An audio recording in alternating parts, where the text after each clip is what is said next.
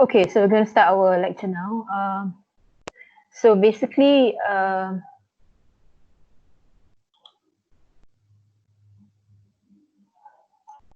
Malay LARSP comes from a big research project that we were doing. It is actually a collaboration between two universities. On the part of UKM, there was myself, Dr. Lim, used to be a senior speech therapist in KKM right now, Muhammad Azmarul Aziz, but he used to be in our department. And on the Montfort side, there was Li Zhenjin, and there were two other colleagues, John Song and can't remember now. Okay, so so I'm going to talk about the project. So we were the title of the project was Researching Syntactic Development for Malay and Chinese Children in Malaysia and Constructing Syntactic Assessment Tools for Speech and Language Therapy. So we wanted to collect normative data on syntactic development of children of 1 year old until 11 months.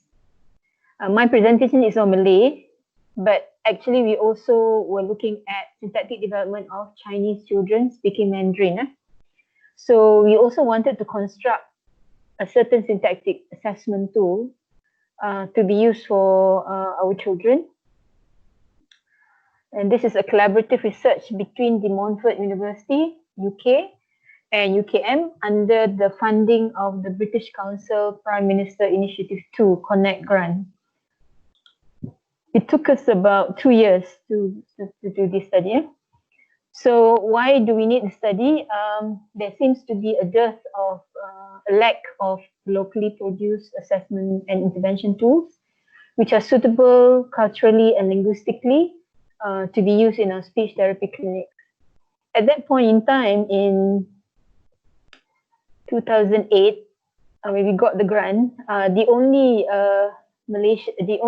tool that is used, that is considered local, was the Malaysian Developmental Language Assessment Kit, MDLAK, and this was co-authored by Thurs and Malay in 1992. Basically, these are set up by the two authors, and then the speech therapists in Malaysia who were using it contributed to the further development of the tool. However, MDLK has not been the normative data has not been collected, and it has not been tested. So it is considered an informal, non-standardized test, which uses norms that are non-standardized and are merely approximate. Approximates means approximates based on the speech therapist's experience and her knowledge of language development. So it can vary from one therapist to the other. Gupta and Chandler in 1994, they conducted a study in Singapore asking speech therapists how the speech therapists were assessing children's language skills and making diagnoses. So they found that therapists were either administering formal assessments, however, interpreting the scores loosely, because the scores are based on the children of the West, from where the test comes from. So they can evaluate the child according to the subtest, but when it comes to interpreting the scores, they just they don't use the normative score in the test. Or they were assessing informally and basing intervention plans on their personal and knowledge of normal language development in Singapore. And both methods pose difficulties, especially for accurate diagnosis, and also for planning for intervention, and it doesn't represent the norms of the local population, the items and stuff. So therefore, we were seeking to have a better solution in terms of the locally produced assessment tool. Okay. So we use language assessment remediation screening procedure, LARS, to document the language sampling that we collected. At this point in time, before this research was done, we were just using the LARS that was formulated by Crystal, the original author of the profile 2. There were no local LARS. So these are the number of participants. So you can see that from there were 1 year to under 3. So 1 year old until 211. The age intervals were 3 months. 3 months age intervals. This is because from the literature, we found that children below 3, their language development is very rapid. So we want to capture that every detail of the language development. Only after 3 months and 3 years, 5 months is 6 months interval. So 3 years to 611 is 6 months interval. So in total for the Malay population is 130 Malay kids, and then for the Chinese population 130 Chinese kids, and then we had half of it male and half of it female. For the Malay children, the inclusive criteria is they are between the age range and they are native speakers of Malay, and their home language is Malay, and there were no history of speech language and hearing disorders reported by either by the parents or the teachers.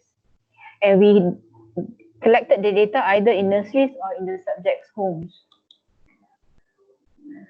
Data collection methods, we collected from free conversation, about 50 utterances. Secondly, we had a story retelling using a picture book that we came up with about a story on the race between tortoise and hare. And we audio or videotape the sessions. So there were there were two. In this presentation, there were two ways of data collection, but actually we have another one which is relating experience, which was not presented. So relating experience means you ask the child what did he do during the school holidays, and he said he went to the beach. So you ask the child to relate to you what about his experience going to the beach for a picnic, for example. So then the conversation was taped. And data was transcribed orthographically because we're not doing phonetics. There was a Malay language grammar guide that I prepared for Malay for the ease of people using the Malay LARS. And then we had the checking was done at 3 levels. First is the student researcher. So we had in the first cohort of final year students, we had 6 students. So 3 students were doing Malay, 3 students were doing Chinese. And then the second part, we had second cohort. We had two students. Yeah. So we had students researchers, and then we actually employed assistant staff researcher, assistant research assistant. So they went through, they checked the coding of the students and the analysis of the students, and then we as main researchers from UKM and De Montfort also went through the data. So these are some of the findings lah. But before that, I want to show you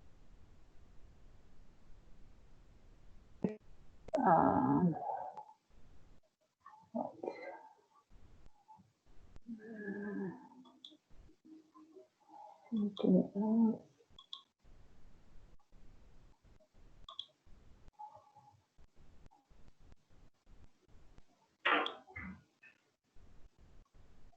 To show you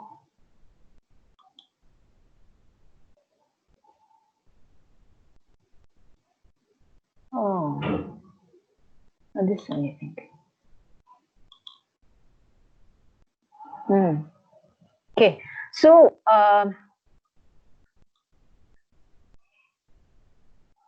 so this was actually part of another presentation.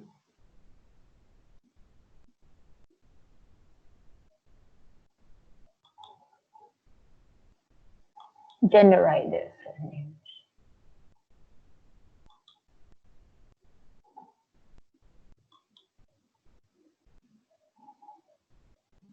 Okay, so key outcomes of this project, we had about 8,000 utterances collected. We came up with a MCUS, which is a meaningfulness and correctness of utterance structures. So for your atypical language sample, your abnormal LARS, you can actually use this if you want to MCUS.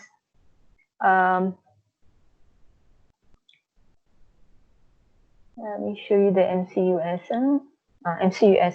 So what is MCUS? MCUS is actually meaningfulness and correctness of utterance with S. Can't remember now. Structure, good. Utterance structures. So it refers to the analysis that the child's utterances are counted for the use of correct structure and appropriateness in meaning in the context.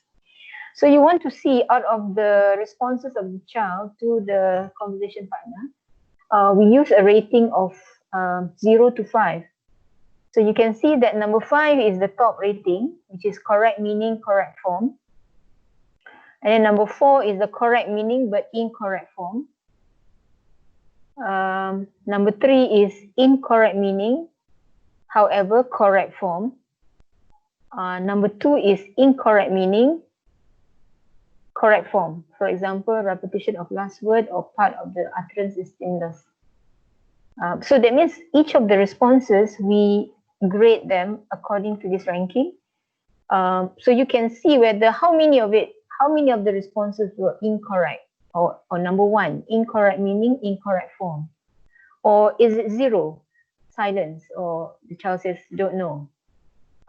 So we sort of see out of the 50 utterances that the child is using for the atypical one, you can see like how many was of the 5 or of the 4 and stuff.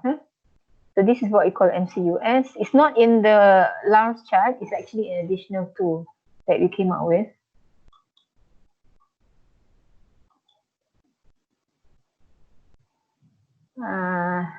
Let me show you the... this was the MCUS for Chinese children, 1 year to 1 year, 2 months. So you notice that the Chinese children had a lot of zeros, about 90 odd something percent of zeros. And then some of, number 2, some of incorrect meaning, correct form. And then a little bit of 3 and 4. 3 is incorrect meaning, correct form.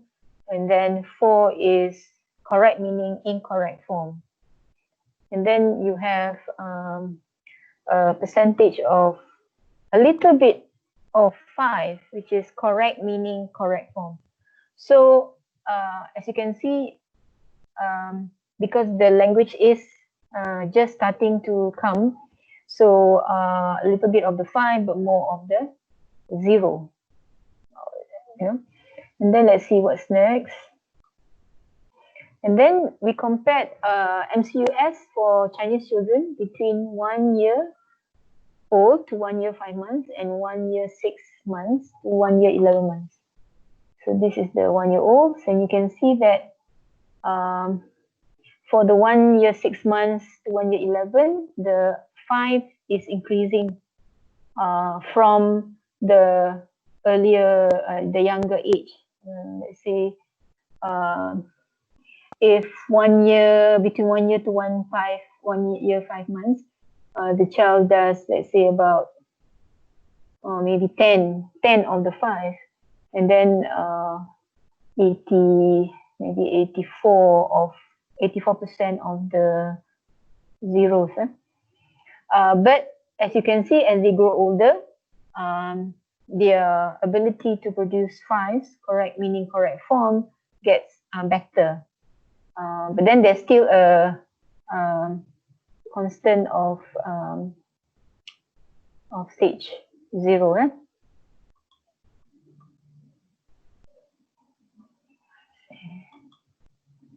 And then these are the MCUS for 4-year-olds. So for the 4-year-olds, you find that they do more of the 5.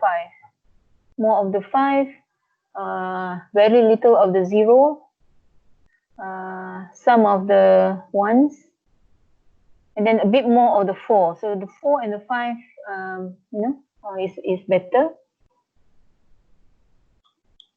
Okay, so that is the MCUS. So it's something that you can use if you want to evaluate the quality of the responses. So key outcomes of this project, we actually came up with a language assessment pack for Malay and Chinese, so which includes toy sets, picture books, and a grammar handbook. Okay, then we had adapted Chinese LARSP and the Malay LARSP, which has now been published. Chinese LARSP 2012 and Malay LARSP 2016. Nine undergraduate theses, 6 plus 3 from the 2 cohorts. And then we did workshops for local and international SLT students, SLTs, researchers, and teachers. So we went to in KL, in Selangor, in Pulau Pinang, we did training, and then we also did training in the UK. So we had free conversation, story retelling and self-generated narrative, which is relating experience. So this is the storybook that we came up with. We initially came up with the one on the right, but we found that when we tested out on children with at risk of language difficulties or younger children, the first story, a picture book on the right, is too much detail. So we then came out with on the left, the much simplified picture storybook. This is the Malay version. Okay. So you know this. This NCS. So this is the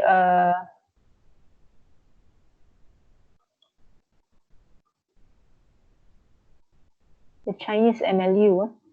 This is the Chinese MLU.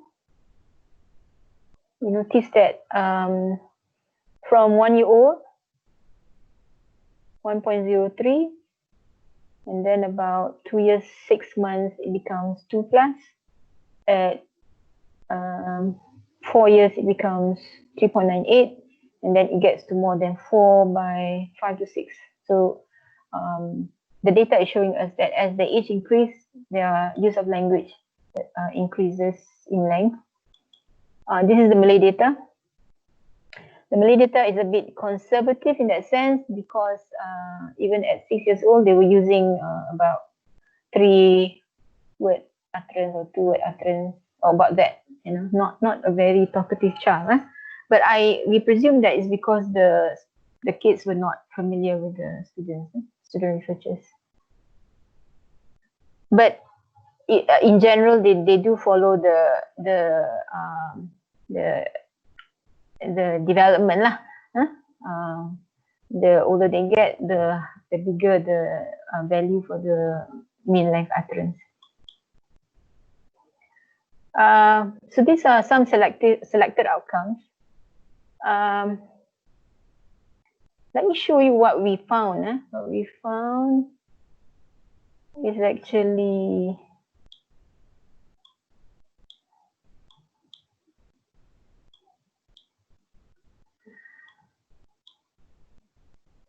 did I show the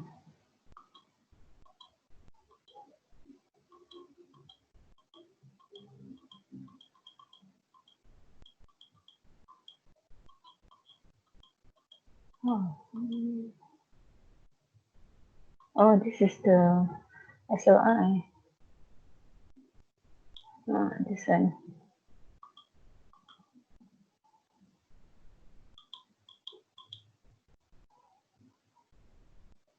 So we actually came out with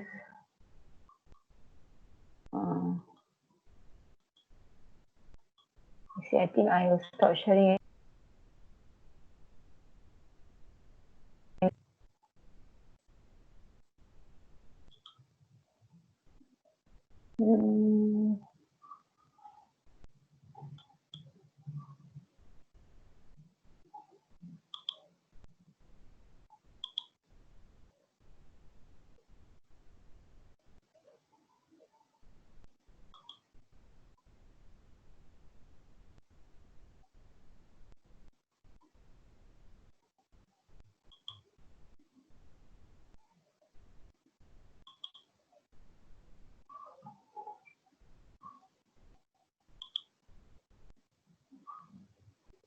This one, yeah.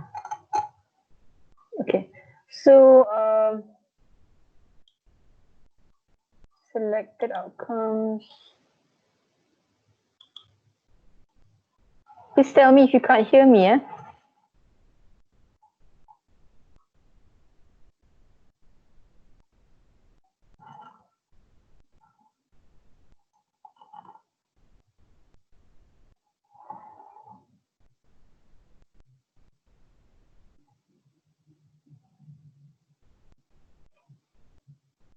So this is a table.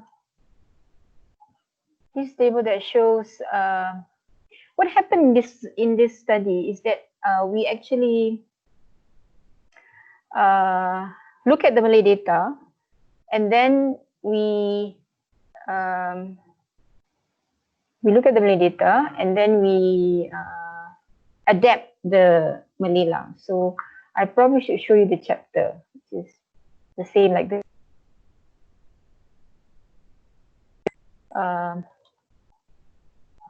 If I on the shoe.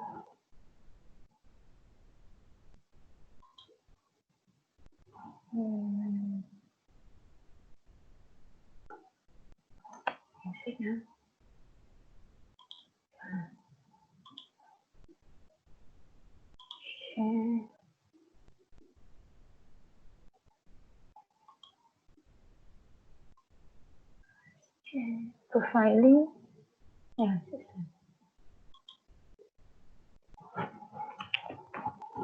So this is the chapter. Basically, the presentation has all is all in here. So profiling Malay children's intellectual development. So the aim of this thing was to actually adapt the Malay LARSP. So if you can see, this is the Malay LARSP.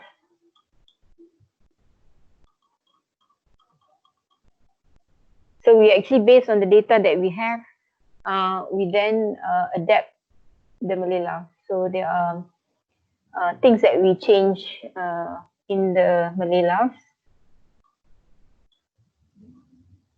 So this is then we say is copyrighted by ourselves. So let's look at one by one. The discussion about the adapted Malay LARSP.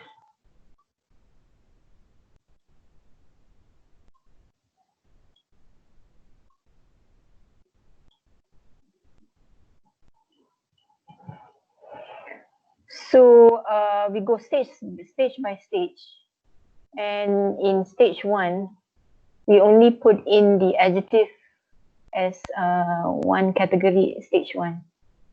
Because adjective seems to be an active major word, but was not in the original LARSP. Okay.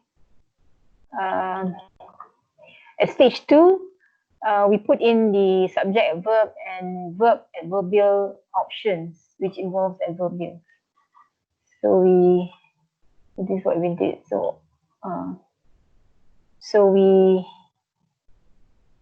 put in the VA and the SA, subject adverbial and verb adverbial. We put in the QX and XQ, This is for the moved WH.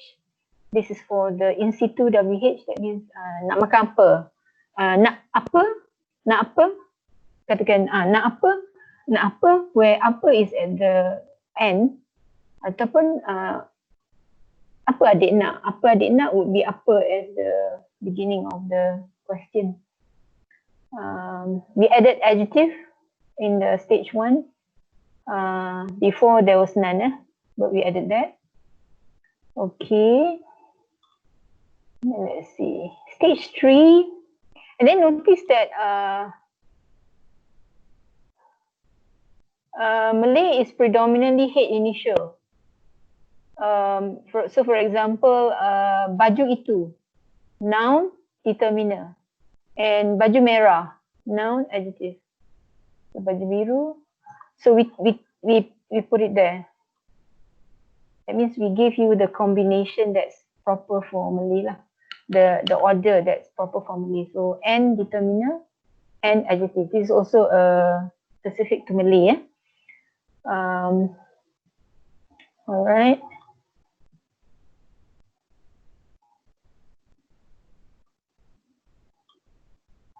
So stage 3 table has statements in Malay whose combinations are unlike English. For example, SVV, SOA, SVA, VVO. So this one. SVV, SVV, SVV, SVV, SOA, SVA, VVO. These are structures which are not in English, so we put that because it's in Malay. So we put that in SVV, SOA, SVA, VVO.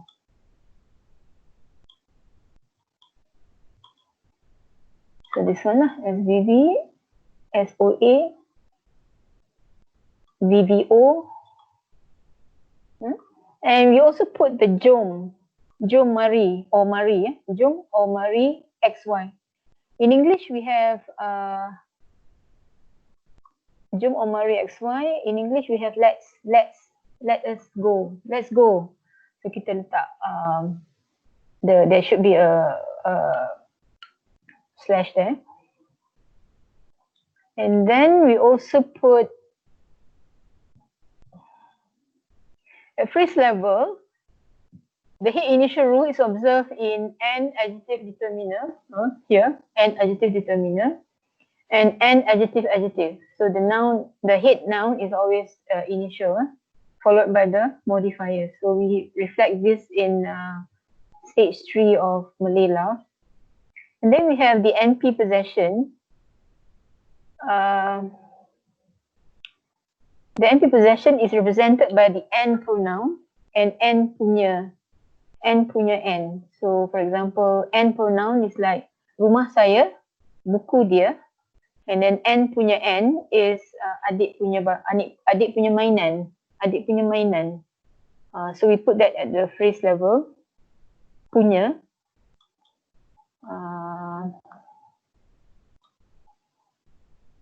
And then so elements in stage 5. Stage 4 has an additional question combination XY plus Q. And pronoun noun determiner.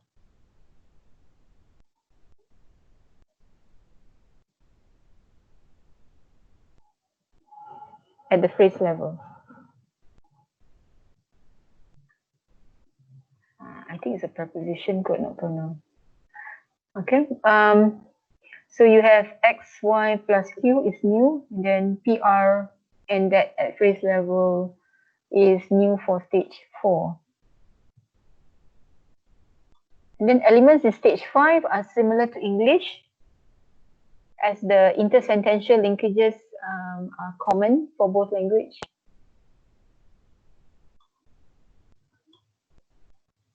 So we have what English has. We have the connective, dan, the command, the question, the coordination, subordination, and post-mod young clause. This is new. Post-mod young clause. Okay.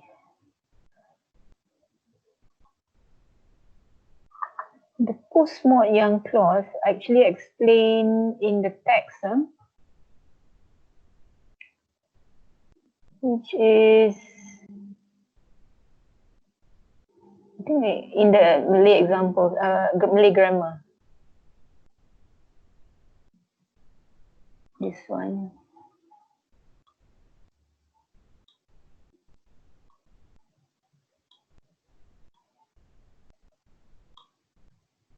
Young construction.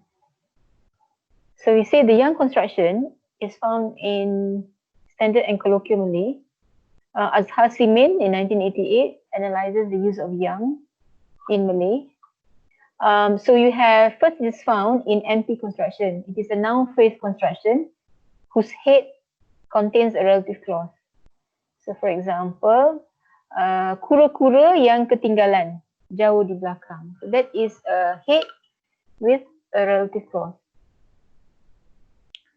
So Ko refers it as a N yang mode construction. Ataupun you have it in the subject position like Arnab yang sombong itu, akhirnya. So Arnab yang sombong itu is the relative clause of the subject kan. So Arnab is the N, yang, and then modifier, sombong itu. So that is at the phrasal level lah. Phrasal level. Secondly, yang is also used as a complementizer of an embedded sentential complement. This is the same as bahawa, supaya.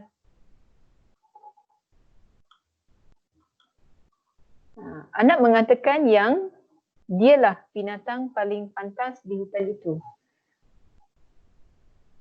So this is an example of a complementizer introducing a whole sentence. Okay. So this is a CP, complement phrase. So this one, yang is actually is a relative clause marker, yang, like that. Introducing the whole phrase of dialah binatang paling pantas di dunia itu. Okay. Thirdly, yang can also be used in colloquial Malay as a marker to indicate the deictic nominal feature in the phrase yang ni, which that. This is normally accompanied by a finger pointing gesture or facial expression intending to focus on the hearer's attention on the object in question. So you will say yang ni cantik, yang ni belum mandi lagi. So you might find this happening frequently in your language sample because this is very colloquial, isn't it? Because it's like pointing. So we would analyze it as yang as the subject and then C as the complement.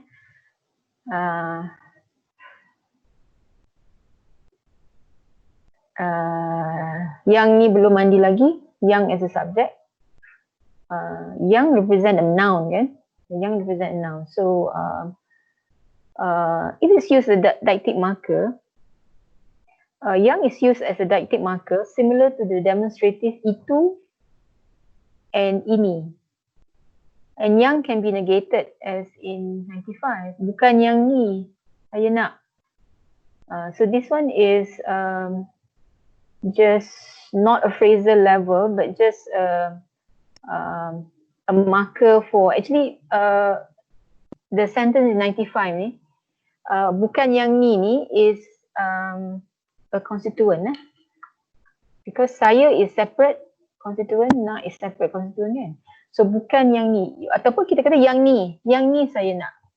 So yang is more modifying the determiner, because the determiner is actually signaling to us that it is a noun, kan?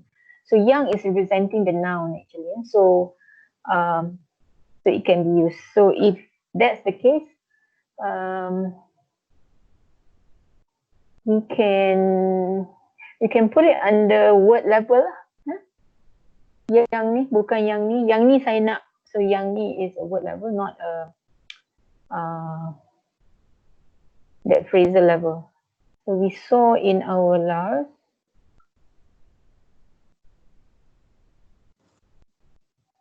Doktor. Saya tak faham sikit. Yang kata yang ni tu word level relative, tapi first level noun ke macam mana? Tak, dia kan penggunaan yang tu. Kalau kat sini, yang ni dia guna dekat phrase level. Post modifier yang clause. So actually this one yang the new element lah. So it's phrase level. Phrase level, and then jadi kalau kita lihat kepada contoh tadi,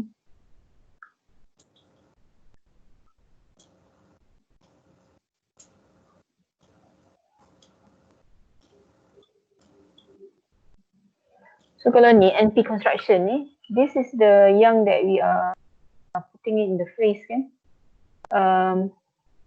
Kura-kura yang ketinggalan jauh di belakang. So dekat sini yang menerangkan kura-kura. So yang ketinggalan jauh di belakang menerangkan kura-kura. Dan kura-kura ni adalah kata nama. Kepala kata nama kan. The whole thing is a noun phrase. Jadi yang ini akan kita masuk dalam phrase level. Because it's modifying the noun phrase. The noun lah. Kan? Lepas tu kita ada yang ni pula. Yang complementizer, CP. CP ni, do you have a question with this or the other one? Yang tu. Yang kat first level kita nak letak relative ke noun? I see. Dekat the sentence level. Sentence level, right? Bila kita buat analisis tu, kita ada tahap ayat, fraza dan kata kan. So kalau kata ni, kalau ayat contoh ni, Arnab mencari-cari kura-kura yang ketinggalan jauh di belakang. So at the sentence level, kita akan mark as Arnab is subject. Mencari-cari is a verb. And then this whole thing, kura-kura yang ketinggalan jauh di belakang is a object. So kita akan ada S, V, O. So this whole thing is a O lah. Lepas tu baru dekat phrase, kita akan kata misalnya phrase baru kita ambil yang tadi tu, yang daripada stage 5 tadi. The phrase level modifying tu, yang ni kita ambil untuk kura-kura yang ketinggalan jauh di belakang, kita letak di bawah O tadilah. Okay. Lepas tu kalau kita ada yang ini, faham tak yang tu? Apa yang tanya tadi? Faham. Apa yang tanya tadi? Faham. Ya sayang, bagi tahu nama. Ain. Okay, Ain. So kita ada pula kadang-kadang yang macam ni. Anak mengatakan yang dialah binatang paling ganas di hutan itu. So kat sini dia jadi complementizer. So kita kena tengok dalam kita punya LARSP whether I tak complementizer. Tapi dia antara dua ayat kan. Ayat yang pertama, ayat matrix, Arnab mengatakan. Jadi SV kat sini, Arnab S mengatakan V, and then this whole thing is a CP. Yang ni CP, maknanya ayat-ayat yang lain. Jadi ada dua ayat kat sini. Ada ayat induk, ayat matrix, and then kita ada ayat sematan. So bila kita buat analisis, kita kena bagikan kepada dua ayat tu. Katakan kalau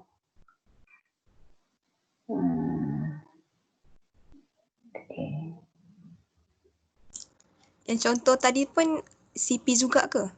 Bila dah lepas yang tu. Tak, CP ni kan kalau kita ingat masa kita buat sintaksis dulu, CP ni dia full sentence dan dimulai dengan satu komplement. Jadi sama ada yang, supaya, bahawa. So CP is different. The number one tadi, contoh nombor satu tadi, dia lebih kepada arnab yang something. Jadi yang tu menerangkan kata nama, kepala kata nama. So that one memang phrase level lah. So kita guna yang post-mod phrase. Yang post-mod phrase. Lepas tu kita ada post-mod yang clause. I presume this is the clause yang kalau kita ada tapi dia phrase level lah. Kalau phrase level, kalau sentence level, kita akan yang tu would be a subordinate. Now, is subordinate or coordinate? With subordinate. Yang tu kita akan masukkan bawah subordinate statement tadi kan. So kat sini, statement ni. Ini kita akan letak kat sini lah. Yang. Lepas tu, yang lain semua sama. Jadi yang ini saja yang I think yang phrase ni yang kita kata arnab yang ketinggalan jauh tu. Itu kat sini phrase level. Tapi bagi ayat is this level. Then kita ada yang lagi satu, yang ini yang tu. Kita ada satu lagi penggunaan yang ni yang tu. Dan dalam perbincangan saya kata itu adalah deictic. So dia menerangkan determiner. Sebab kita ada sebenarnya ada tu saja, ada ini saja. And then yang. Jadi yang itu berfungsi sebagai kata nama sesuatu objek yang tidak dinyatakan. Jadi di situ macam dia lebih kepada word level. Yang itu menerangkan kata nama, menerangkan kata apa dia? Kata determiner tu. Itu ini atau tu. Itu saya rasa boleh letak bawah word level lah. Deictic walaupun sebenarnya tak ada kat sini. Tak ada kat sini. Okay. So ada soalan lagi pasal yang I think siapa tu ada.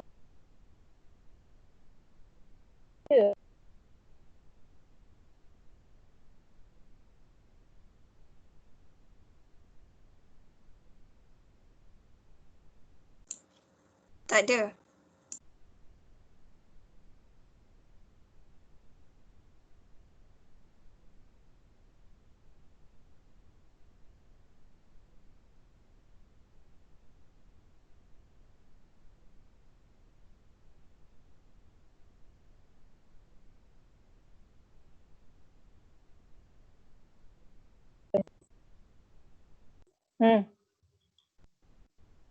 Tak ada kan? So I'll just leave for a while. I'll come back. Dia hang.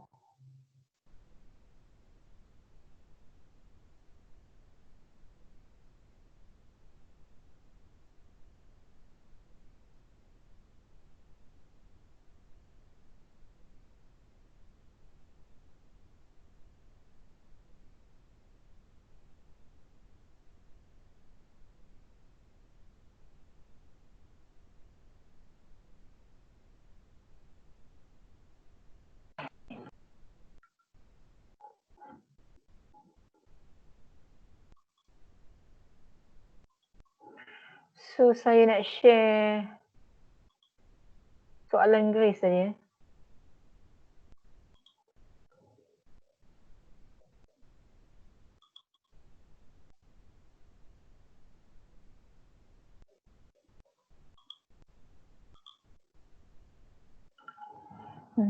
Ni Yang. Regarding the yang word in utterance, Elman nak pilih gambar yang tulis. Should we write post-mod or noun relative noun at phrase level? Kita ada ke noun relative noun? Oh, it's relative noun. The relative is, I saw it from the article, but I'm not sure whether we need to write it in the analysis or not. Tak, dekat phrase level ni the yang is only one, the one yang dekat phrase level tu kan. Yeah. Tapi sebenarnya budak ni guna Alman nak pilih gambar yang polis. It's a bit out of the analysis lah pula. Alman nak pilih gambar yang polis. Alman nak pilih gambar yang polis tu. Gambar yang polis tu. So in this sense, gambar yang polis tu, dia menerangkan gambar kan. So this can go into the post-mod phrase level tu. Yang post-mod phrase level. Okay. Ada tak lagi yang?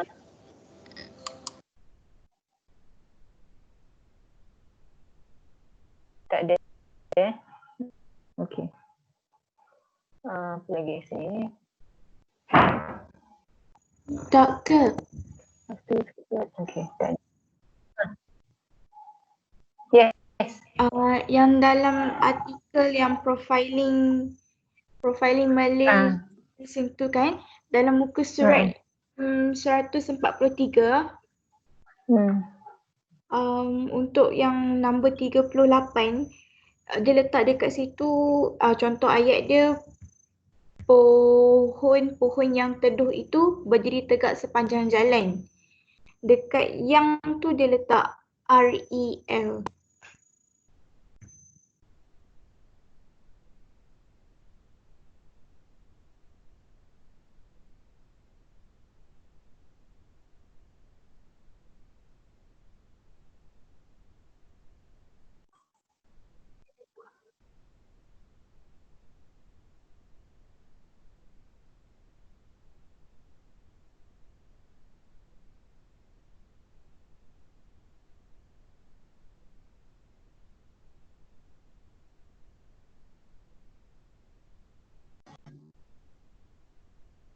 Sorry, I terpaksa keluar tadi. Dia hang.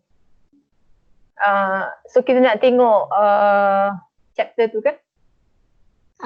Boleh?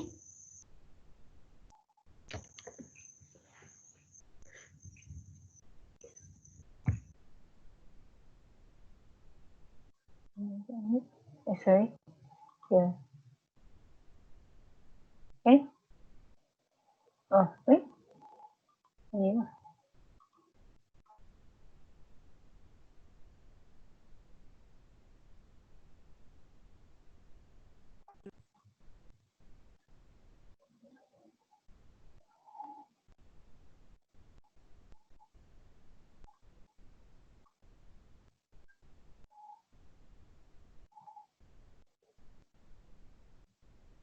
Yep. Muka surat apa saya?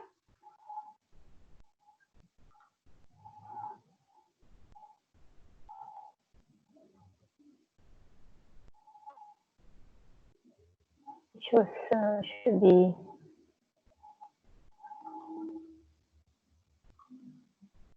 Is this what you're referring to? Muka surat 154 kan? Apa yang tanya soalan tadi? Muka surat 143. Oh, Husna. 143. Husna.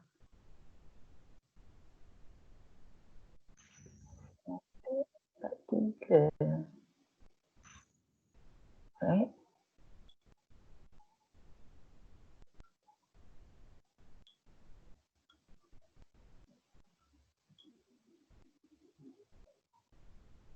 Contoh ayat mana? Yang 38 tu. Pohon-pohon yang teduh. Dekat yang tu dia letak REL. Yes.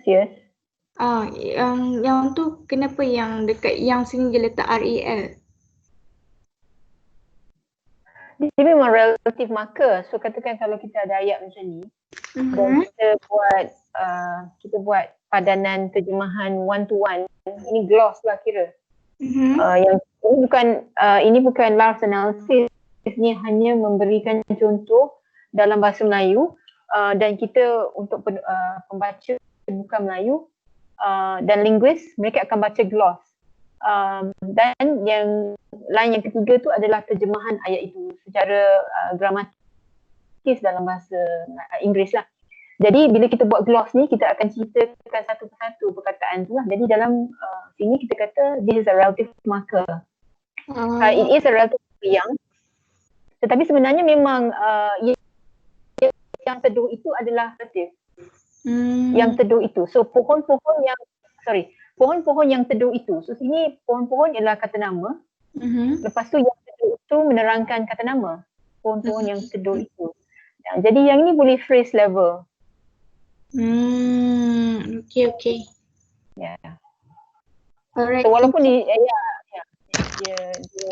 punya, orang kata penamaan elemen kat situ lah dalam ayat. Okay. Ada soalan lain? Doktor? Ya. Tadi ayat tadi 38 tadi. Yang ni siapa? Ain. Sekejap, scroll ke atas sikit. 38 yang pohon tadi. Ya. Untuk cross level, pohon-pohon yang teduh itu subjek, berdiri tegak ni verb. Macam tu ke? Kalau kita analisis mengikut LARSP, lepas tu ayat dia sentence level, kita akan ambil subjek, verb. So pohon-pohon yang teduh itu subjek. Lepas tu verb berdiri.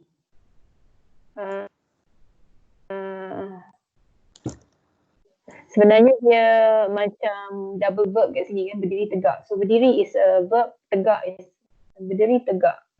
Dia bukan compound. Berdiri berdiri tegak. Yalah, it's a compound verb lah kan. Berdiri tegak. Ada dua cara lah. Satu kita kata dia compound verb. Lepas tu satu kita kata dia macam adjectival sikit. Berdiri macam mana adverbial macam tu. Kalau kita boleh kata sama ada dia VV ataupun kita kata be adverb. Lepas tu sepanjang jalan is adverb. So, kita ada dua cara lah. Sama ada kita kata V tu termasuk VV lah. SVV ataupun kita kata SVAA. A is tegak, adverbial. Sepanjang jalan is another adverbial. Okay, thank you.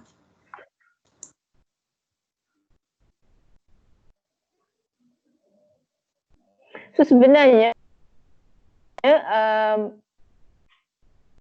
dalam chapter ni kalau you baca, so basically the Malay guide that we talk about as part of the outcome of this research is the first part of the article lah sebenarnya. When I talk about the grammar of Malay, dia menceritakan tentang the Malay grammar guide yang kita rujuk. Jadi kita ada cakap type of sentence. So kalau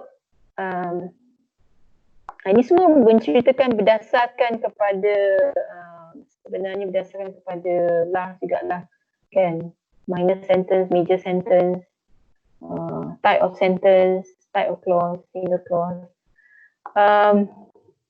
Jadi kalau kita macam tak berapa jelas, kita boleh baca bahagian ni lah. Hopefully there are some answers for you bila kita analyse the language sample. Tapi kadang-kadang kita akan jumpa contoh penggunaan yang tak dijelaskan lagi. So itu kena buat sedikit testing dari segi itulah. Apa sebenarnya dia? Apa sebenarnya elemen itulah. Okay. So di sini kita bagi major sentence, subject predicate,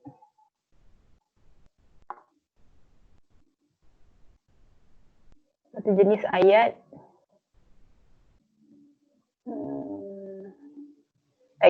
ayat aktif, ayat pasif. Kita kita ada juga kena kot. Ada tak kena? Passive sentence. So, kita ada ayat pasif. Dia patut ada kena, patut boleh ada kena. So kita masukkan juga. So kita bagi pelbagai jenis ayat pasif termasuk kena. So kalau you ada dalam language sample you kena, mungkin boleh lihat contoh ni lah. So kalau murid itu kena rotan, kena ni adalah partikel bagi pasif. Jadi sebenarnya rotan itu bukan rotan kata nama tapi rotan kata kerja. Jadi kalau at the sentence level kita kata murid itu subjek, kena ni sentence level dia tak naik lah sebab dia partikel. So kita nak letak partikel. Tapi tak ada kita punya pola bagi clausa tak ada partikel dekat sentence level. So kita masukkan di bawah verb lah. So rotan ialah kita masukkan sekali dengan rotan sebagai V. Rotan is a V. Lepas tu baru at word level lah kita kata kena tu ada kat situ. Kena. Phrase level pun tak masuk. Phrase level dia masih bawah verb phrase lah. Lepas tu kita ada ayat tanya.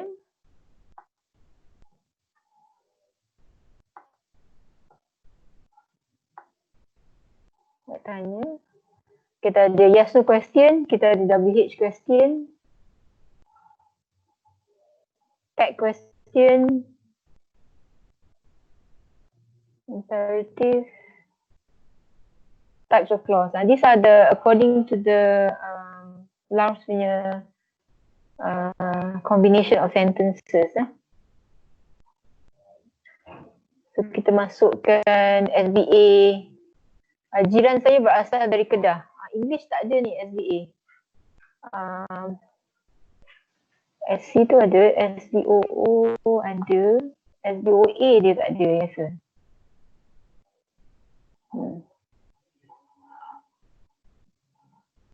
Okay. Lepas tu single clause. Ini kita bagi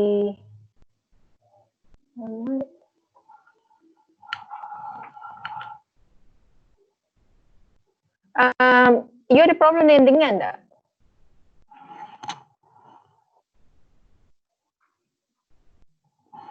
Sebab kadang-kadang bila kita bercakap, kadang menulis pun kita selalu guna dengan, tapi sebenarnya maksud kita dan.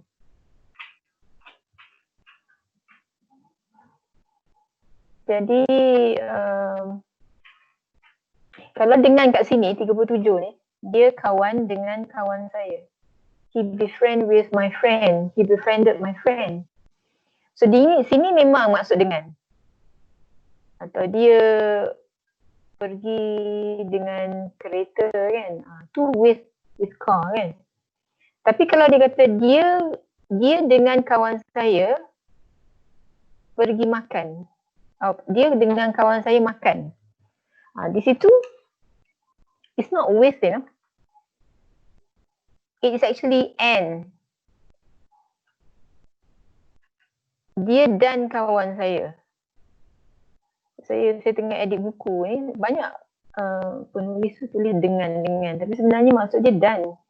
So, saya tukarlah, saya selalu tukar kepada dan. Tapi kalau maksudnya accompaniment, dengan ni selalunya accompaniment. Penyertaan then kita label dia sebagai preposition lah.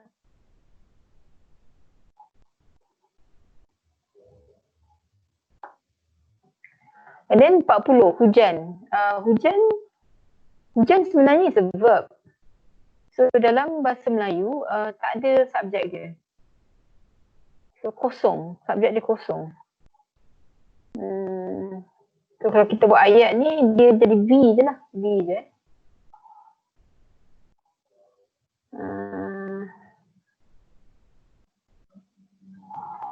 So So kalau kita ada kelihatan dia terkejut, nampak kura-kura sampai ke garisan tamat.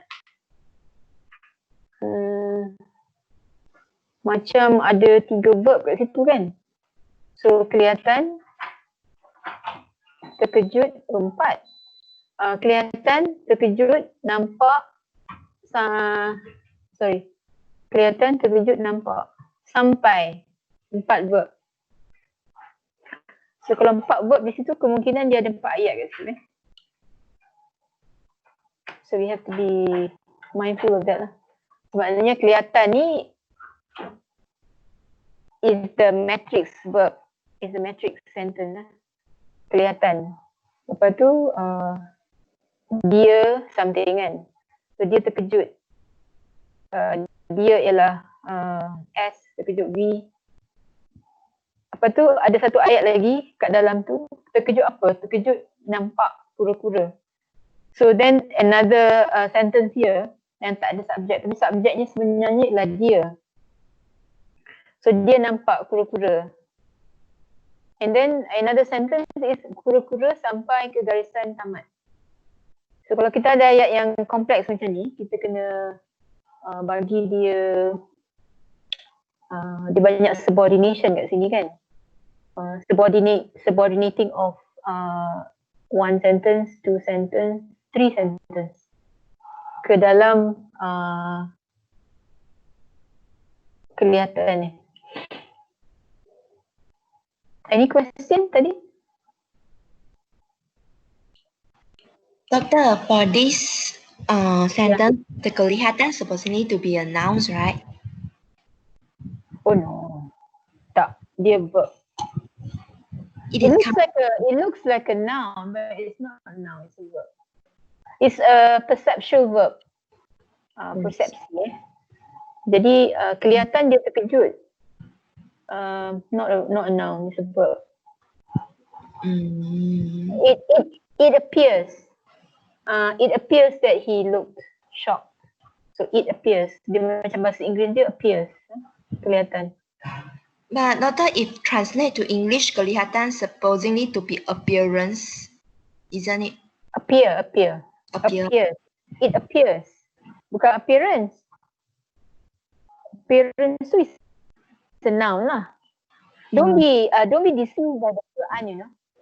Because Quran in most situation will bring a noun, but in this instance, kelihatan is not a noun. Kata kerja. Okay. Okay. Okay. Then this one talks about auxiliary yang boleh berlaku dengan kata kerja. Kita ada boleh juga ada nominal predicate. Okay. Verb. I think okay kot, verb tak ada masalah kan.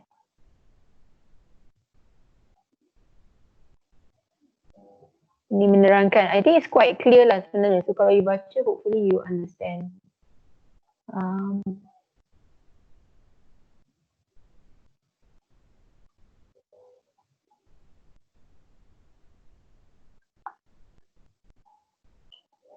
So yang ni macam ditransitive. Ali meletakkan bungkusan itu di atas meja. So dia kan, dia antara di atas meja tu, secara kategorinya dia adalah preposition phrase, because that's why at the phrase level pun kita letak preposition. Tetapi secara at the clause level, sentence level, kita tak ada, kita selalu letak, kita tak letak PP preposition phrase. Kita letak adverbial. Jadi dia macam at the sentence level adverbial, tapi at the phrase level dia jadi preposition phrase. Jadi actually bukanlah sangat, kalau kita kata ditransitive tu, satu argument dia bungkusan. Lepas tu di atas meja is another argument, which is a preposition phrase argument kan. Jadi a bit confusing kat situ. Bila kita kata argument, kita kata prepositional phrase. Tapi bila kita lihat pada tahap ayat, dia jadi adverbial. Just for you to know lah.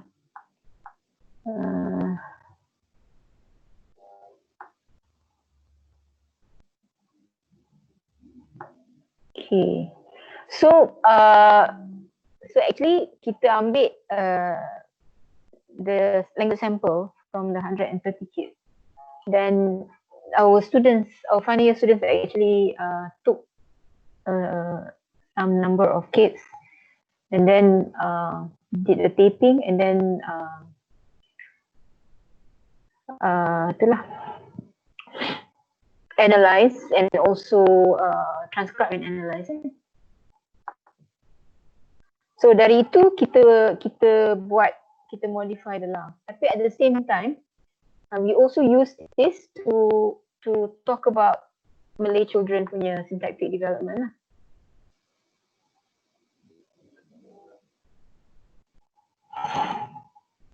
Kita sini banyak example boleh refer.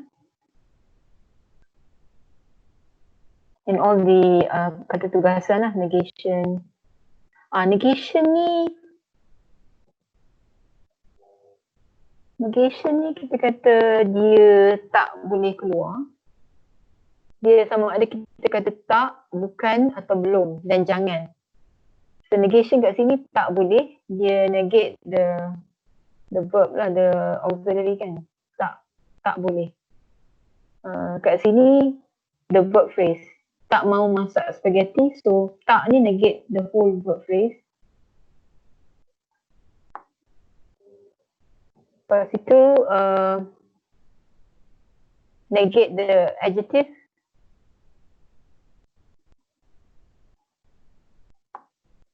Negate the noun. Aisyah bukan adik saya. Ataupun negation actually negate the whole sentence. Jangan masuk kat sini. So masuk kat situ, jangan masuk. So actually neg clause. Neg clause. Juga kat sini. Bukan semua orang bersetuju. So the negation is actually negating semua orang bersetuju, which is the clause. Okay, talk about adverbial. Auxiliary yang construction dah. Possession, ni yang possession tadi kita kata ini buku saya, rumah saya. So buku saya, which is noun pronoun. Rumah saya, noun pronoun. So punya is a word normally used to convey the expression, the meaning of possession in colloquial Malay. Itu yang kita kata ini Aiman punya kereta. So we just say ini as a subject and then O is the whole thing. Aiman punya kereta.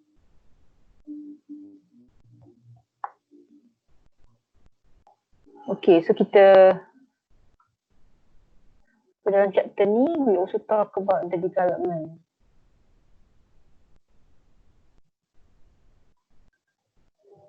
Bila yang budak ni guna?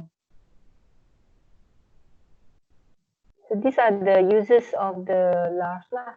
Bila kita dah analyse, then kita boleh tandakan bagi kumpulan 1 tahun 11 dia boleh buat apa for 1 year old.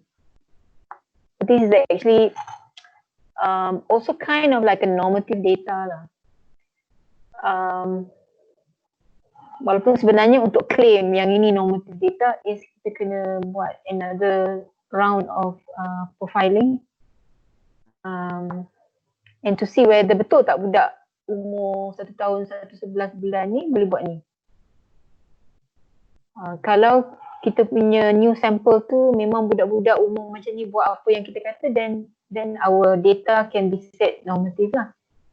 Tapi you have to test a lot more kids lah. Katakan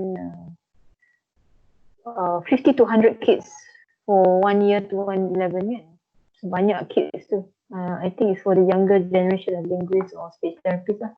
kalau nak jadikan LARS ini sebagai satu test, standardized test. Yang masalahnya sekarang kita tak buat norming lagi kan, so that needs to be done. So siapa antara kita yang nak buat masters ke PhD ke, bolehlah try look into this matter, because it is I always say that the structured tests are good because it zeroes down on the structures, tetapi sebenarnya banyak juga structure dalam bahasa yang tidak diuji. Jadi on the other side of the coin is actually LARS. Sebab LARS ni dia free conversation, bercerita, mengisahkan pengalaman. Jadi dia punya konteks is very free. The freeness tu macam dia vary. Kalau free conversation is totally free, and then kalau bercerita dia a bit, they have to stick to the narrative and the structure of the narrative.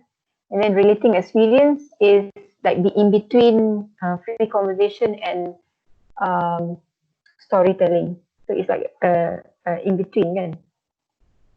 So these are the richness of the data yang kalau kita on one hand buat structured test, macam MPLAT katakan, the other end is we do a language sample.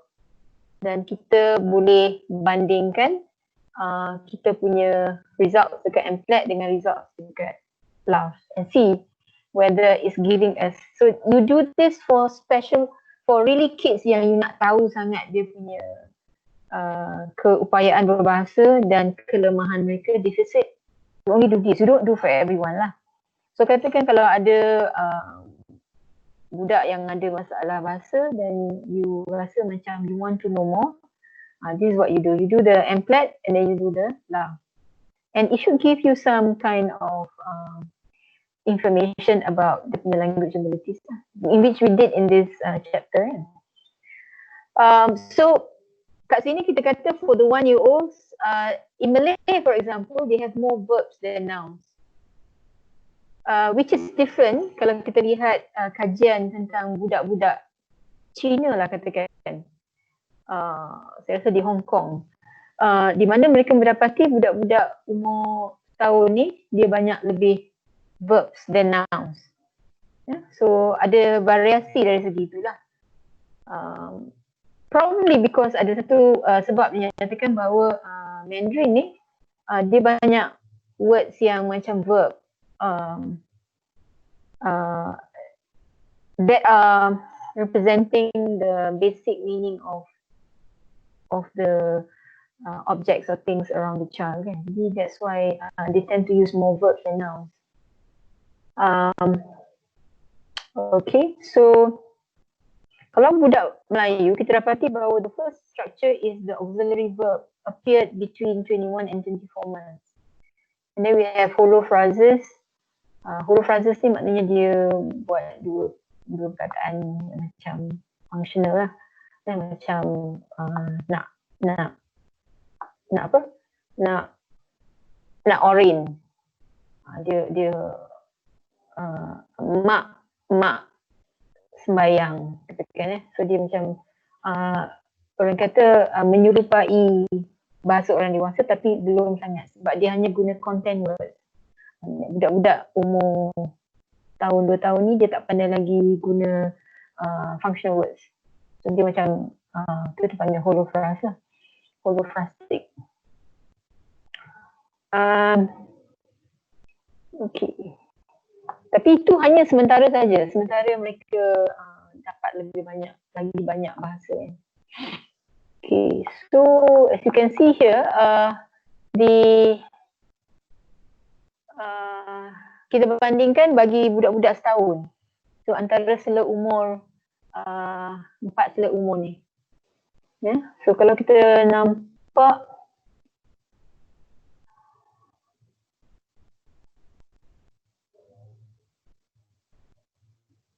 actually they started off with more verbs, but then it increases. I don't know whether the association is significant or not.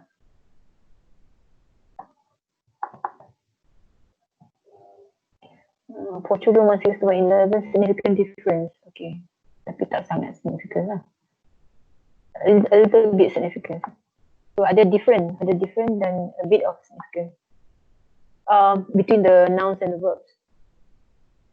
Lepas tu other categories would be like more like functional words. As you can see, dia belum lagi dekat umur yang inilah, yang kita kata dia huruf fastik kan. Lepas dia akan cakap nak lagi, dah makan. So for kids, 1 year 6 months is when they start doing a lot of language. In fact, my grandson who is 1 5, when he was 1 4 pun dia dah start combining. I guess it depends. Apparently dia punya exposure to the language is quite good because the grandmother takes care of him. So he's exposed to a lot of language by the adults. So he's quite he's a bit advanced. Because sekarang pun dia dah buat 2 to 3 words after. Okay. Jadi kita try to match. Yang ni pun belum. Kita try to match. Okay, stage 1 ni start from where? So at this we say it starts from 1 to 1 year 2 months. And then when do stage 2 start? So kita ada buat some ini. So kita kata okay. Stage 1 for the first 3 months, of the year, 1 year old, only stage 1. Lepas tu the second age range, dia improve, dia do more of stage 2. So half. And then umur 1 tahun 6 bulan tu dia dah start lebih kepada stage 2, and then 1 9 tu dia keseluruhan stage 2.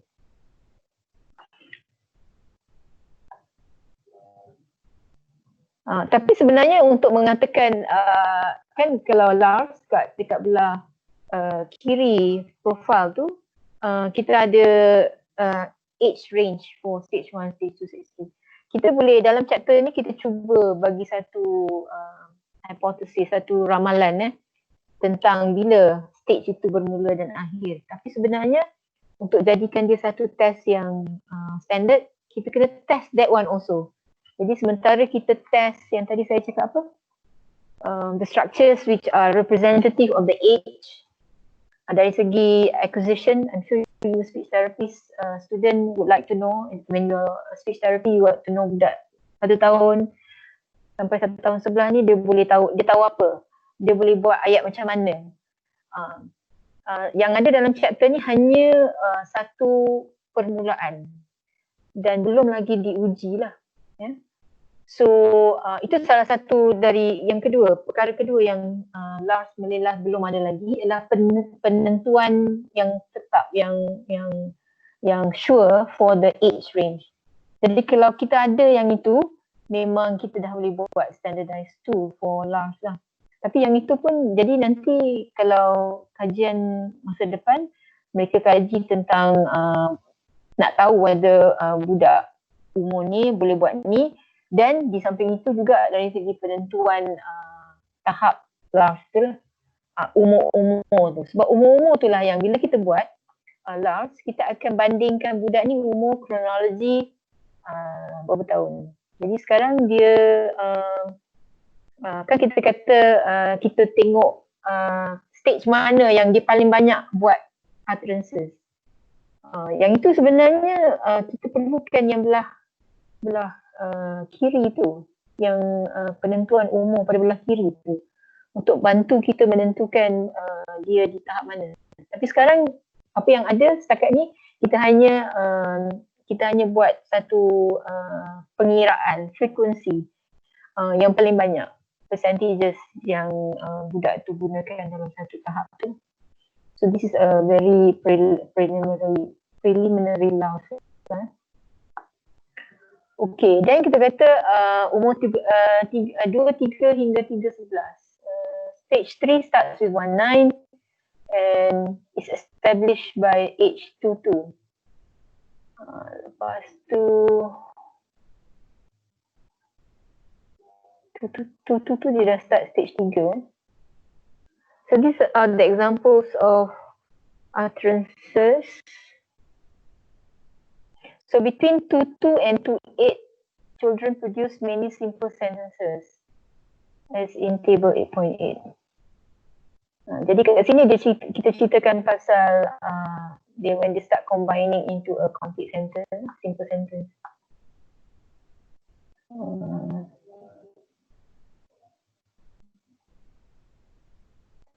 So kita boleh lihat dari segi inilah. Ya.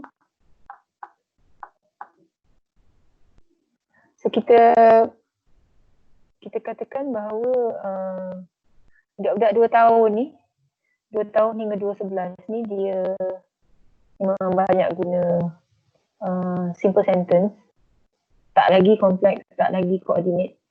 Tetapi hanya kat ujung 29 dengan 211 dia mula guna ayat kompleks, ayat coordinate, and then it gets more lah.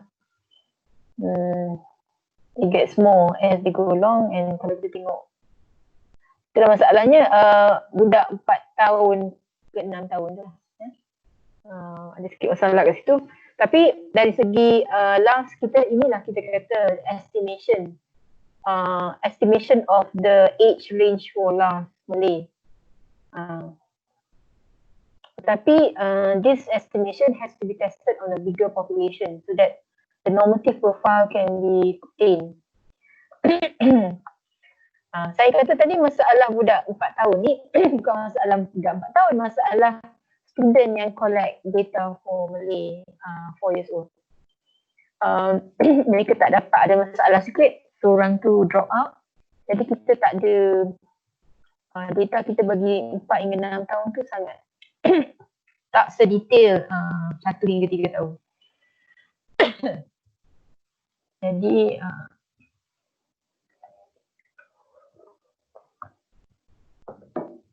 tapi apa yang kita perhatikan ialah budak 4 hingga 6 tahun dia macam kita nampak tadi budak 2-3 tahun tu dia dah start mula guna ayat koordinat, ayat kompleks kan. Jadi between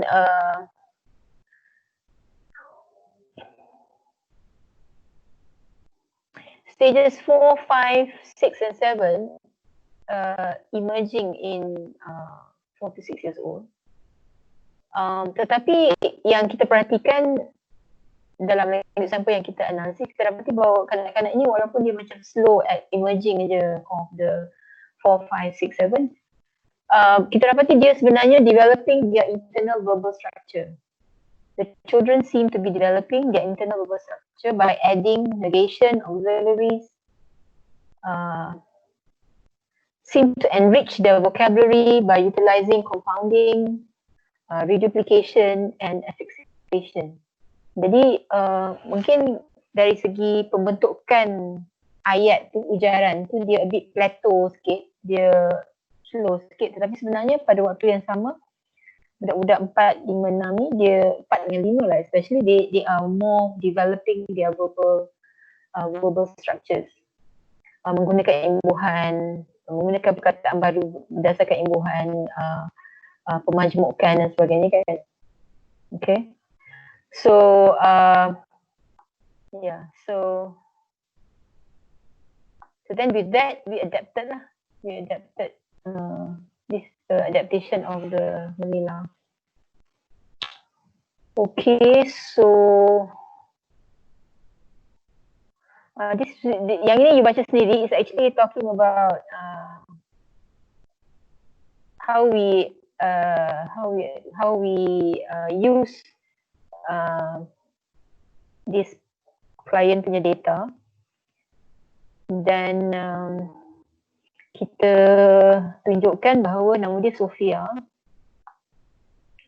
dan kita buat perbandingan. Sofia is a full term, born full term, normal pregnancy, tetapi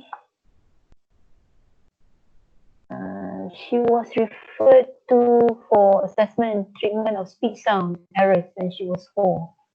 So maybe dia punya pertuturan tu tidak berapa jelas lah. So parents hantar dia, tapi there was no formal language assessment done. Tapi mengikut ibu apa, mungkin okey. Tapi masa umur dia 5 tahun, dia kembali ke klinik KSP. But dia baru just start preschool at 4 years 10 months. Nak belajar baca dan menulis. Phonological skills had improved.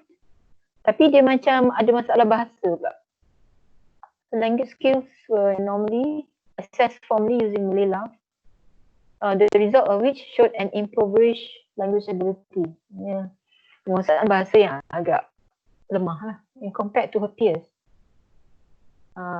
Jadi kita buat analisis tu dan kita berbandingkan. So kita bandingkan dengan Shakila. Sofia 5 tahun. Lepas tu Shakila ni is a normal sample.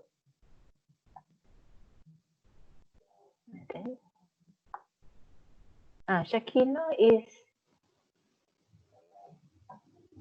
4 years. 4 years 11 months. So Shakila is 4 years 11 months and then Sofia is 5. So about the same lah. Agak sama umur dia. So Sofia's MLU was 1.98. Dan kalau kita bandingkan stage by stage. So these are the tabulation. So Sofia, dia sebenarnya dia banyak stage 1 dan stage 2 lah. And some of stage 3. Dan lepas tu dia tak ada very weak phrase development lah. Dan dia tak ada stage yang ni. Dan this is Shakila. Shakila with MLU 4.34.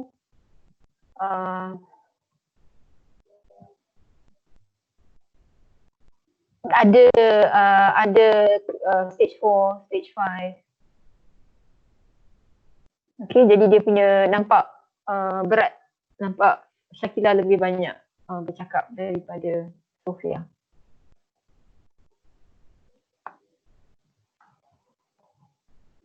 So kita ceritakan this is how when you are doing your assignment, this is how you should be describing your sample lah.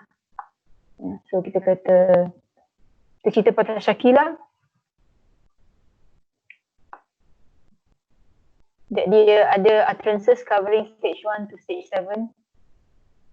A combination of elements at the phrase structure levels are strong and allows her to be productive at stages 4 and 5.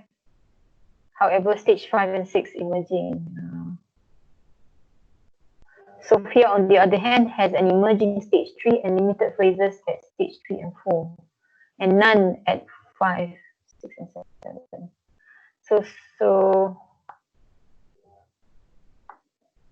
Okay, so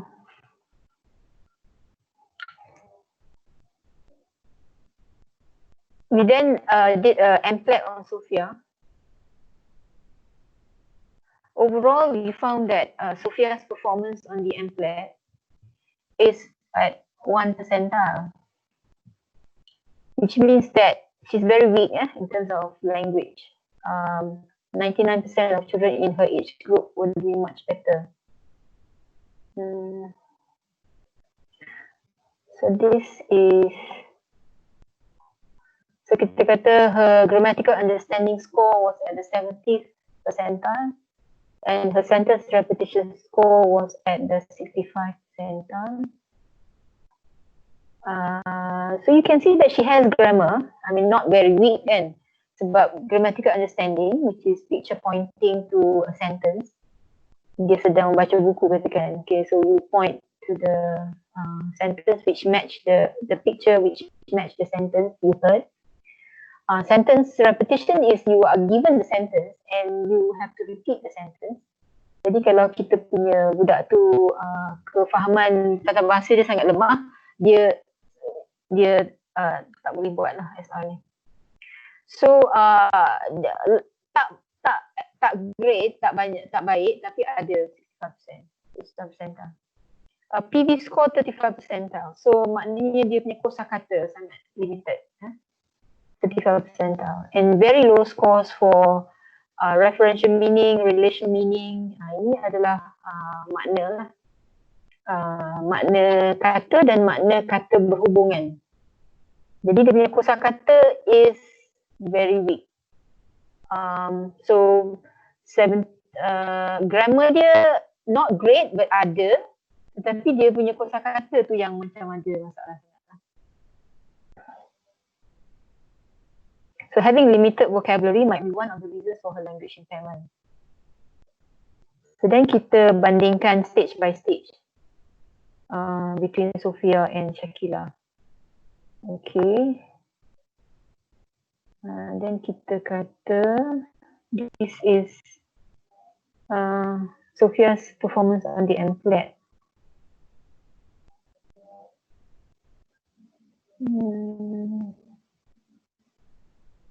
So ini total ini score bagi MPLAT. Total test total is 40 over 170, which is 11 standard score 11. Kalau dalam MPLAT 20 is the average for all tests. 20 is average. Nanti kita bila kita dapat raw score, kita ada table untuk tukar kepada standard score. Jadi 20 is the average. So kalau dapat 11 maknanya is below the average. Maybe kata silap what is the standard deviation? Standard deviation 6 kot. Tak tahu sini. Okay. Tapi ini lebih daripada satu standard deviation below the mean lah. Nak dekat dua standard deviation below the mean. Picture vocabulary just below the mean of 20 Lepas tu grammatical understanding a bit over the mean.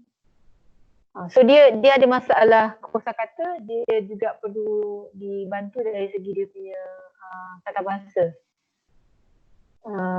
Walaupun tak seteruk vocabulary lah. So kalau kita punya klien Sophia ni, kita pastikan yang kita buat language stimulation to give her more vocabulary, make her use more words, and then combine that into a sentence context. Okay. So basically this chapter talks about that lah. So bila you buat assignment yang tanya saya hari tu, kena ke buat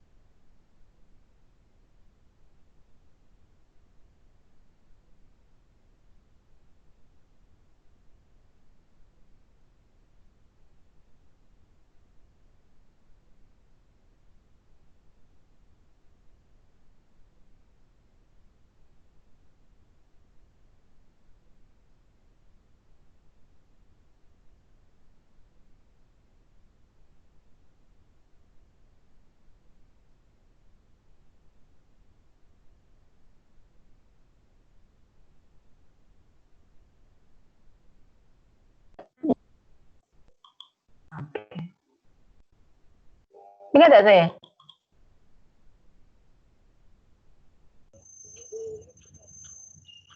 Dengar?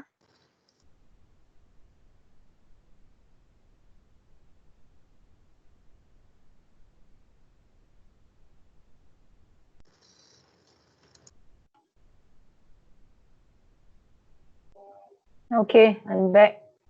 Kita share soalan Grace. Nanti saya letak soalan Grace tu dalam iFolio. Hari ni semalam iFolio tergendala sebentar. Tak tahu dah betul ke tidak. Tapi I will extend the time. Kata Grace she couldn't upload because time tu dah habis. So kita cuba tengok number 2, soalan nombor 2. Dia kalau ada macam ni, oi, kita tak. Kita dia macam jadi apa?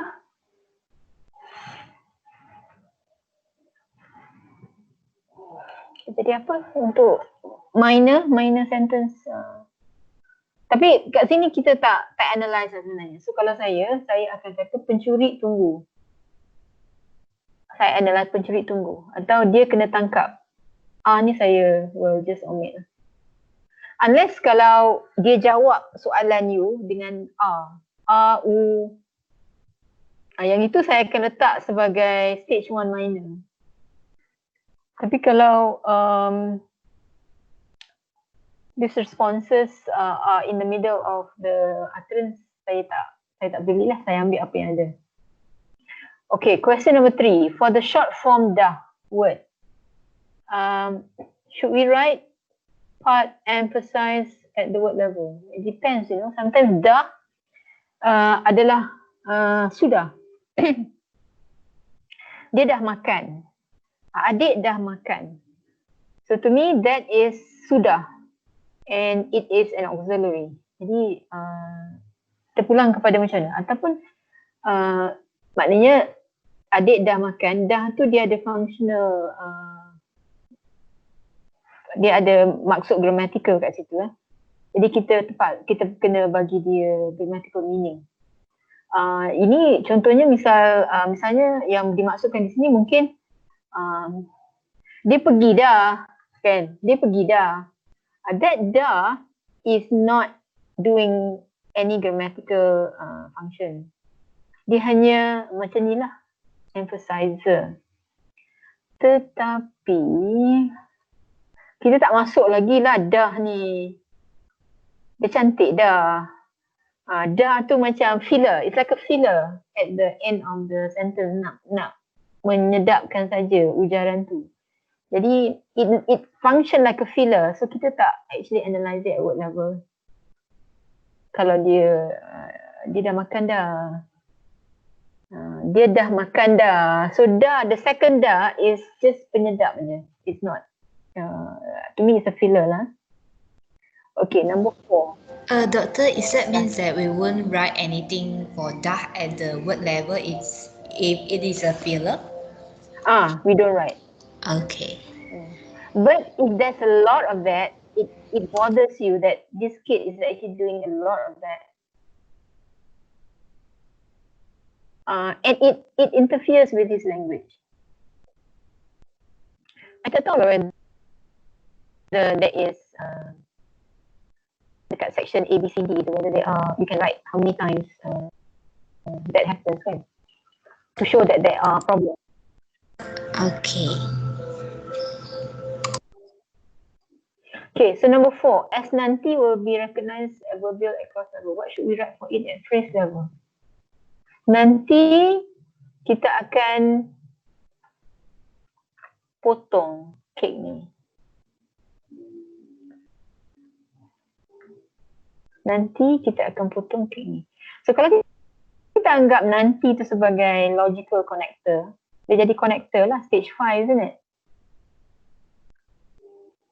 Stage 5. Jadi dia jadi connector lah kat kita punya LARSP tu je. Betul tak? Stage 5 kan? Betul? Jadi kita anggap sebagai connector. Phrase dia tak ada lah. Sebab connector ni dia hanya menggabungkan ayat.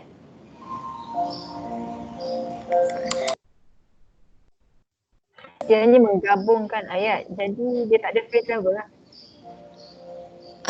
Then when is nanti will be add as an adverbial?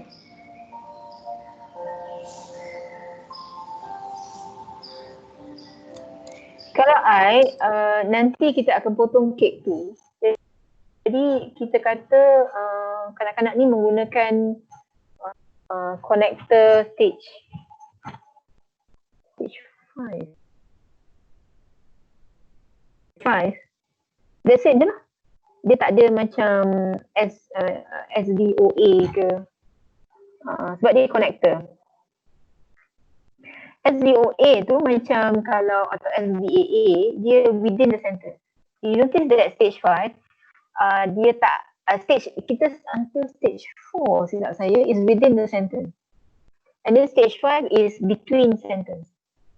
Betul tak? And then 6 is the complex and the problem. 7 is the wacana. Betul lah.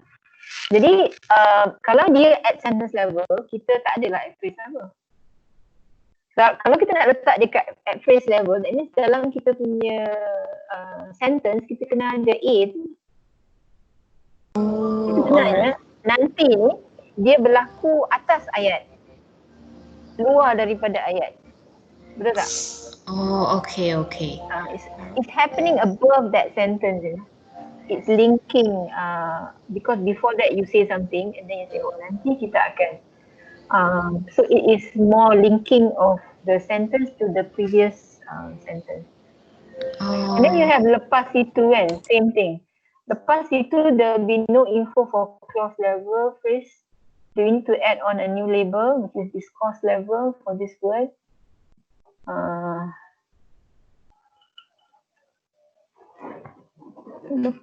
Lepas itu kalau dia at word level saja, maknanya sekali-sekala dia keluar, then it's okay lah, then it's stage 5. Tapi kalau dia bercerita, dia sedang bercerita ataupun dia sedang terangkan kita macam mana nak buat sesuatu, lepas mula-mula ambil ni, lepas tu ambil tu, kemudian so that is a discourse kan. So bila dia ada satu discourse, dia akan masuk stage 7 kan. So jadi hanya kalau ada wacana, bercerita ke, menerangkan tentang macam mana nak masak ke, baru the discourse comes in, then we put it at connective. For the sakit word in sakit perut, and dia sakit perut lah, it indicates as verb for both of it. Sometimes I'm doubting whether they need to analyze it as an adjective or verb.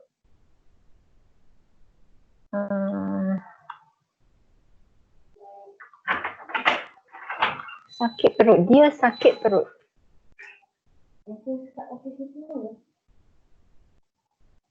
Handbag.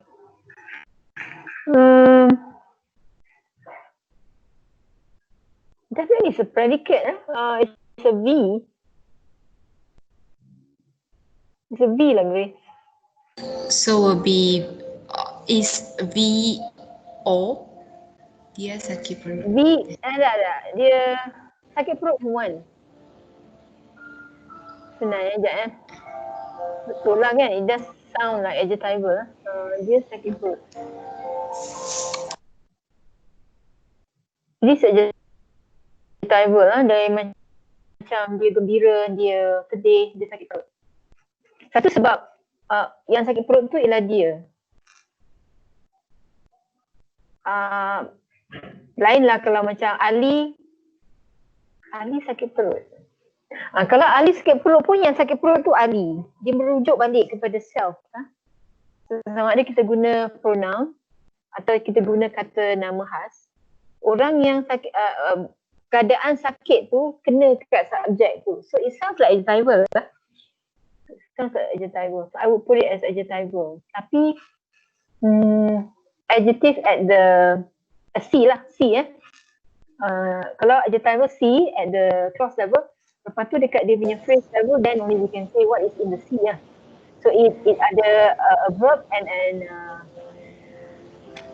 noun. Sakit perut. Verb noun. Tapi dekat clause level kita kata C, complement. Complement. Oh, okay. Including the dia sakit perut also will be S dengan C? SC. Okay.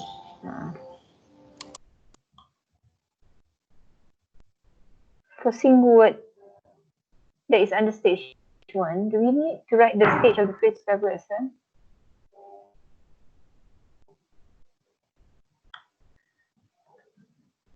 What is it? Kenapa?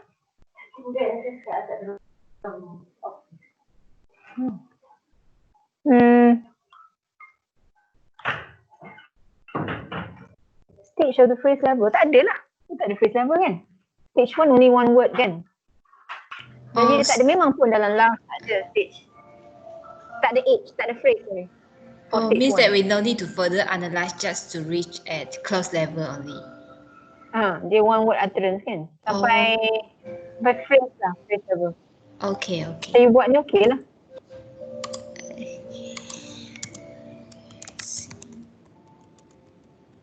For single word utterance, do we need to analyze it first? Nah, dah jawab tu kan. Response. Do we need to analyze it at phrase level? No, no need. Response ni semua no, okay. Dia jadi minor lah kan? No, yes ni jadi minor. Minor stage 1. Under responses. Do we Based on need other to clause. do we need to write like stage 1 and minor then responses? Minor response, yeah. Minor response. Yeah. Okay, last one.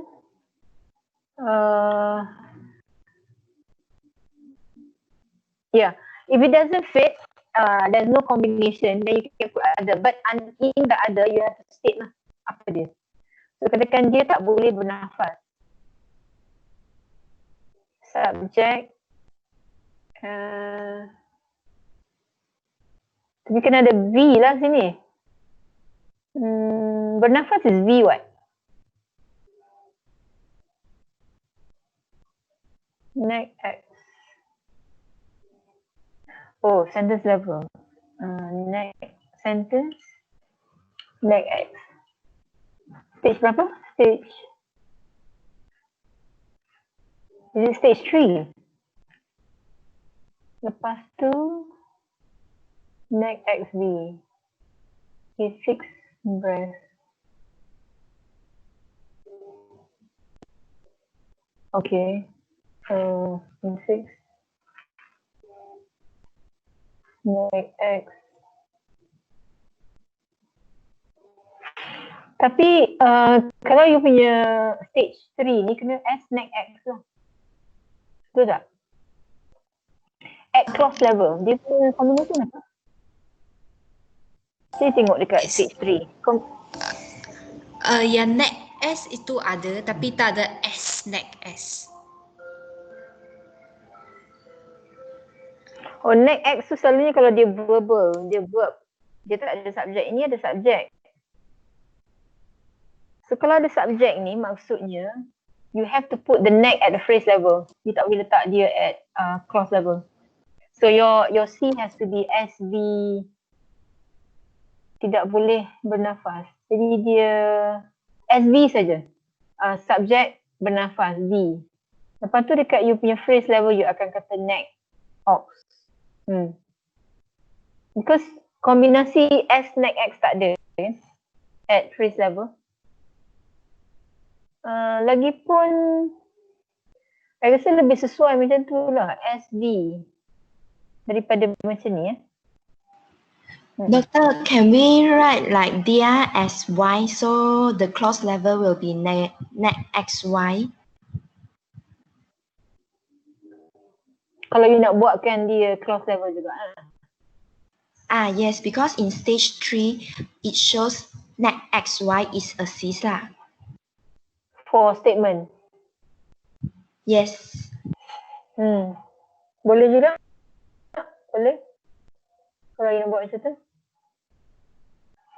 So X, Y neck X ya. Okay. So is that Okay, means that so, there are different interpretations for that sentence?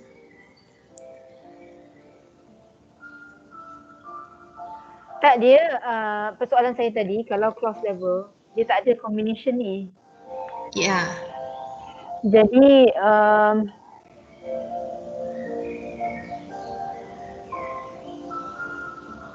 dia kalau negation tu dia modify the whole sentence, dia akan jadi yang saya contoh yang saya bagi tadi, yang saya baca dalam chapter tadi. Bukan dia yang mencuri. Bukan dia yang mencuri. So bukan tu modify the whole sentence.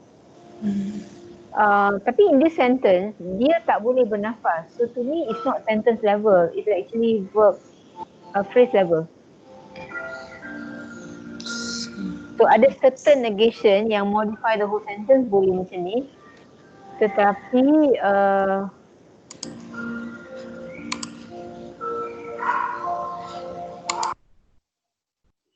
dia qualitatively lah, you kena figure out. Itulah kalau you anggap dia sebagai clause level, tapi sebenarnya neck tu dia modify boleh je, tak boleh makan, bukan the whole sentence. So tadi siapa tadi? I still got the name. Yang aside from Grace tadi. Xin Yen eh? Xin En. Xin En. Xin En, I rasa at clause level tak boleh lah. Oh, So you okay. still have to say SD then phrase level. Okay. Sebab makna ayat tu lah. Dia tidak modify the sentence, it modifies the phrase lah. Okay, so I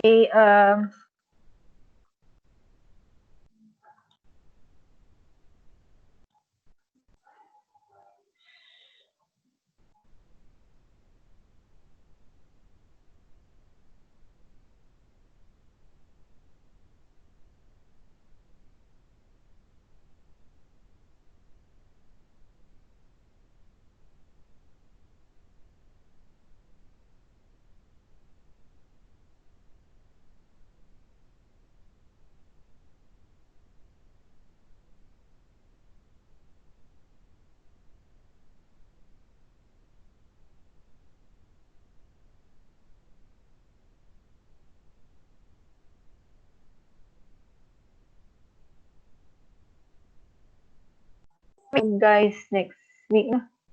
Okay, thank you so much for your time. Okay, Doctor. Thank you, Doctor.